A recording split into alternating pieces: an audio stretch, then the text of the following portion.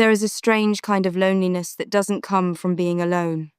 It comes from sitting in a room full of people who share your blood and realizing nobody actually knows you. My name is Michael Bennett. I am 37 years old, and I work as a school counselor in Columbus, Ohio. My life was never extraordinary. I didn't own a mansion. I didn't drive a luxury car. I didn't have a company named after me. I lived in a small apartment on the west side of the city, helped teenagers who were struggling with life, and tried to make sure nobody felt as invisible as I once did. Because I knew that feeling.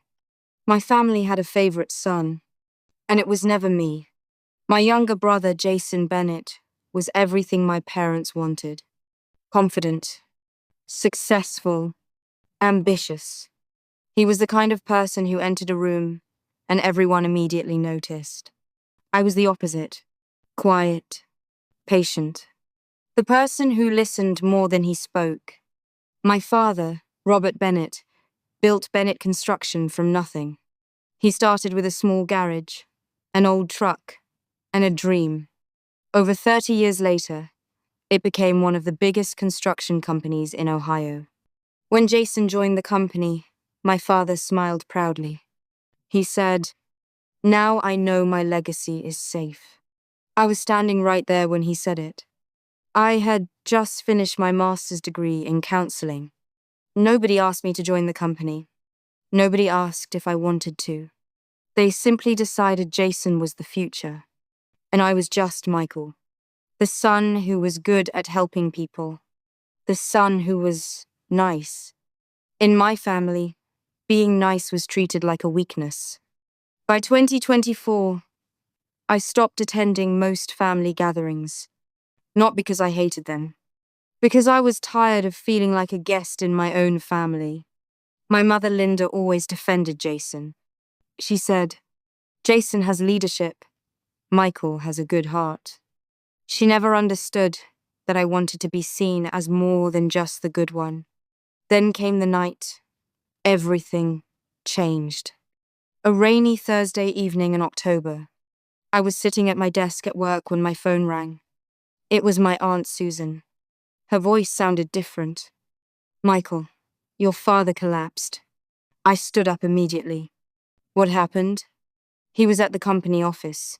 They rushed him to the hospital." For a moment, I forgot everything. The ignored calls, the missed birthdays, the years of feeling unwanted. He was still my father. I drove straight to Riverside Hospital. When I arrived, my mother and Jason were already there. They were standing near the emergency room doors, talking quietly. When my mother saw me, her expression changed. Not relief. Surprise. "Michael? You came?" I looked at her. "He's my father." She looked away. Jason barely reacted. He was busy checking messages on his phone. Some things never changed. After almost 2 hours, the doctor finally walked out. Mr. Bennett had a serious stroke. My mother grabbed Jason's hand. "What happens now?" The doctor continued. "He is stable, but there are complications." "What kind?"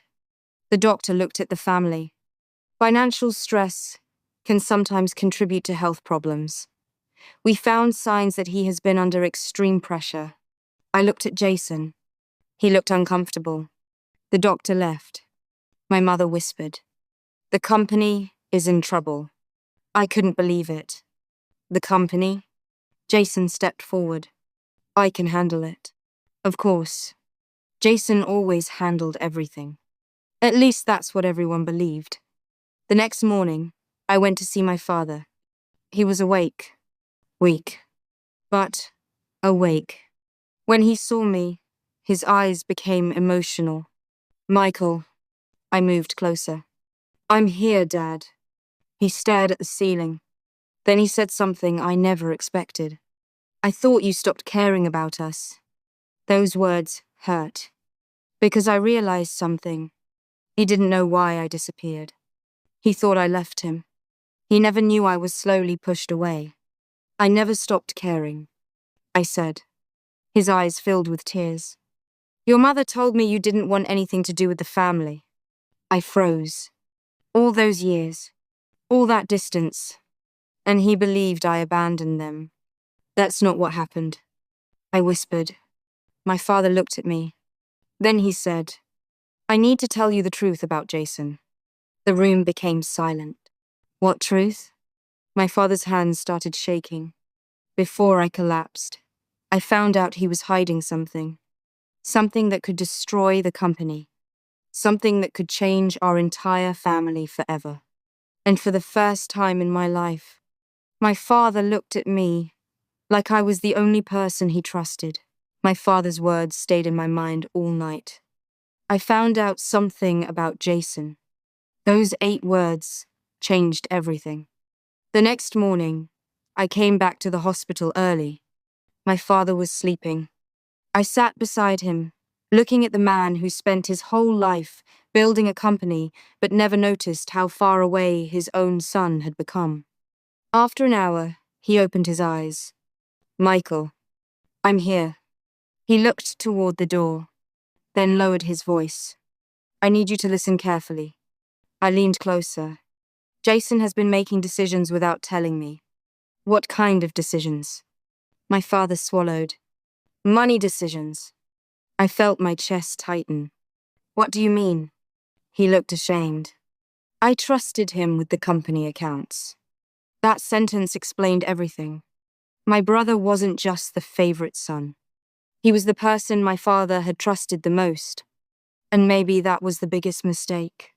What did you find? My father closed his eyes. Millions in unauthorized contracts. Deals that didn't make sense. Money moved through companies I don't recognize. I didn't know what to say. Jason wasn't just making mistakes. He was hiding something. Why didn't you tell Mom? My father looked away. Because I wasn't sure. A pause. And because I was afraid. I had never heard my father admit fear before. What are you afraid of? He looked directly at me. Losing everything. For years I thought my father didn't care about me. But sitting there, I realized something. Maybe he had been wrong. Maybe he had been blind. But he wasn't heartless. Later that day, Jason came into the hospital room. He looked tired, but not worried. How's Dad? Better. He nodded. Then he noticed me. Can I talk to him alone? My father looked at him. No. Jason stopped. What? You can talk here. For the first time in my life, I saw Jason lose control. Not anger. Fear. Fine. He looked at my father. You're stressed. You're confused. The doctor said you need rest. My father stared at him. I need honesty. The room became quiet. Jason looked at me. Like I was the problem. Like I had always been the problem. This is about him, isn't it? I frowned. What? Jason laughed. Every time something happens, Michael becomes the hero. I couldn't believe what I was hearing. I didn't ask for this. Exactly, Jason said. You never ask for anything. You just sit there and make everyone feel guilty. My father's face changed. Enough. Jason looked shocked. My father continued. Your brother has spent his entire life standing quietly while you took everything for granted. Jason stepped back. You're choosing him? My father shook his head. No. A long silence. I'm choosing the truth. That was the first time my father defended me, and I didn't know whether to feel happy or angry. Because part of me wondered, why did it take a crisis for him to finally see me? 3 days later, my father asked me to meet his attorney. His name was Andrew Collins. He had handled my father's business for 15 years. When I entered his office, he placed a file on the table. Your father asked me to prepare this. I opened it. I saw documents, ownership papers, company records. My hands froze. What is this? Andrew looked at me. Your father changed the company structure. I looked confused. Why? Because he believes the wrong person was preparing to inherit his life's work. I stared at the papers. A part of the company was transferred into my name. I couldn't speak. He did this before his stroke? Andrew nodded. He started the process after discovering Jason's actions. I leaned back. This wasn't revenge. This wasn't about taking Jason down. My father was trying to protect what he built. But then Andrew said something that changed everything. There is one more thing. What? He pushed another document forward. Your father wrote a letter. I opened it. The first line said, Michael, I spent years looking at the loudest person in the room and ignored the person who was always there. I stopped reading. My eyes became heavy. Because those words were everything I wanted to hear. But they came years too late. The letter continued, I cannot undo the years I missed, but I can decide what happens next. And that was the moment I realized. My family story wasn't ending. It was just beginning. Because Jason wasn't ready to lose his place. And he was about to make one final move. The next morning, I woke up with one thought in my mind. My father finally saw me. But my brother still didn't. And maybe he never would. 2 days after leaving Andrew's office, I received a message from Jason. Meet me. Alone. I almost ignored it. But something told me I needed to hear him. We met at a small coffee shop near downtown. Jason was already sitting there. For the first time in years, he didn't look confident. He looked tired. I know about the documents, he said. I stayed quiet. You think you won, don't you? I looked at him. This isn't a competition, Jason. He laughed quietly.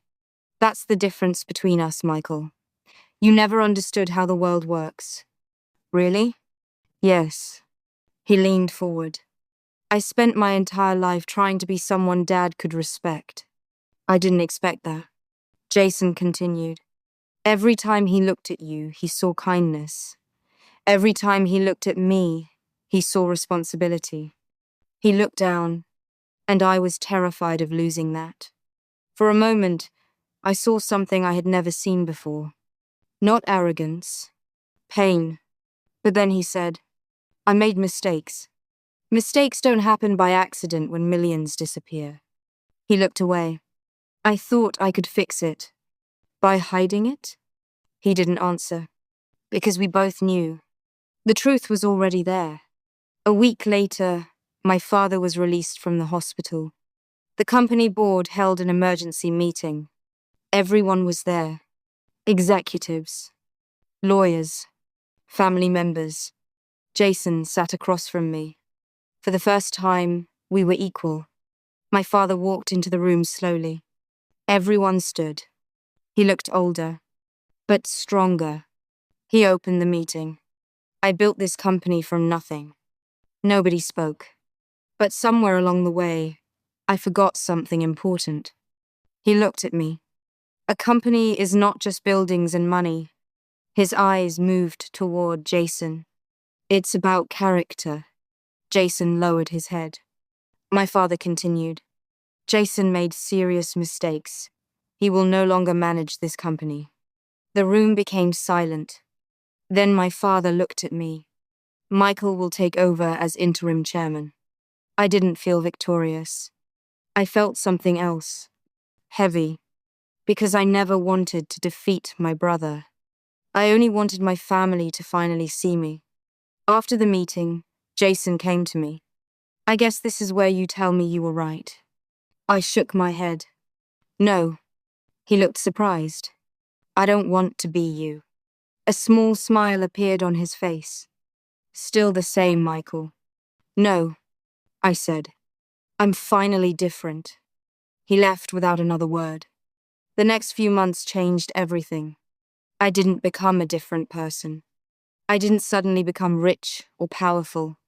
I still worked at the counseling center. I still helped people. But now I also helped run Bennett Construction. And the first thing I changed was something nobody expected. I created a program for employees going through financial or family struggles because I knew what it felt like to struggle silently. Months later, my father and I sat at the same small diner where he used to take me when I was a kid. He looked at me. I should have noticed you. I looked at my coffee. Yes, you should have. He nodded. I can't change that. No, I looked at him.